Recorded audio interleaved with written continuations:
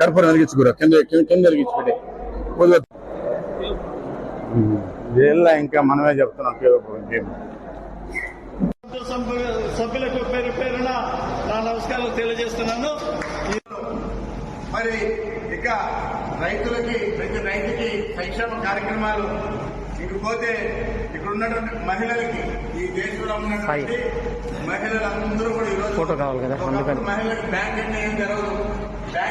గారి నాయకత్వం, అమిత్ షా గారి నాయకత్వం, పురంధేశ్వరి గారి నాయకత్వం, లక్షల కోట్లు ఈ రోజు నరేంద్ర మోడీ గారు ఈ రాష్ట్రానికి ఇస్తున్నారు. మనం చూసాం లైన్స్ మన పక్కనే పోతుంది నేషనల్ హైవే, ఒక అద్భుతమైన రోడ్డు.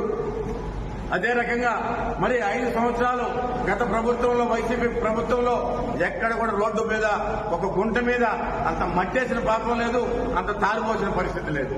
మరి అలాంటి రోజుల నుంచి కూడా ఈ రోజు అద్భుతమైన రోడ్లు రాష్ట్ర ప్రభుత్వం కూడా ముందుకు తీసుకుని ఇవన్నిటి కూడా పూర్తిగా నరేంద్ర మోడీ గారు మరి ఈ యొక్క ఆంధ్ర రాష్ట్రం మీద ప్రత్యేకమైన దృష్టి పెట్టి మరి ఇవన్నీ కూడా ప్రజల్లోకి తెలిసే విధంగా అంటే వికసిత్ భారత్ అనేటటువంటిది 2023లోనే మనము ఆ రోజు గ్రామ గ్రామంలో ఈ యొక్క వికసిత్ భారత్ యాత్రను నిర్వహించాం.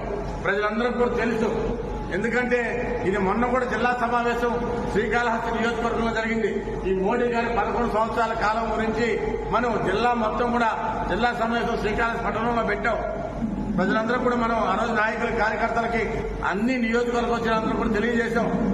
అయ్యా శ్రీకాళహస్తిలో మేము 2023లో జరిగినటువంటి వికసిత్ భారత్ కార్యక్రమాన్ని మేము సద్వినియోగం చేసుకున్నాం.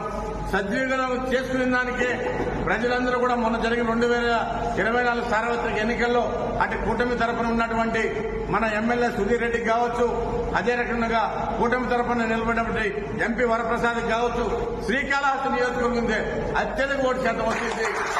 ఇది మరి 15,000 పైసలు ఓట్లు శ్రీకాళహస్తి నియోజకవర్గం వరప్రసాద్కి ఇచ్చారు. అంటే దీని కరపత్ర రూపంలో ప్రజలకంతా కూడా ఎల్ఈడి స్క్రీన్స్ ద్వారా మరి గ్రామ గ్రామానికి వెళ్లి వివరించాము.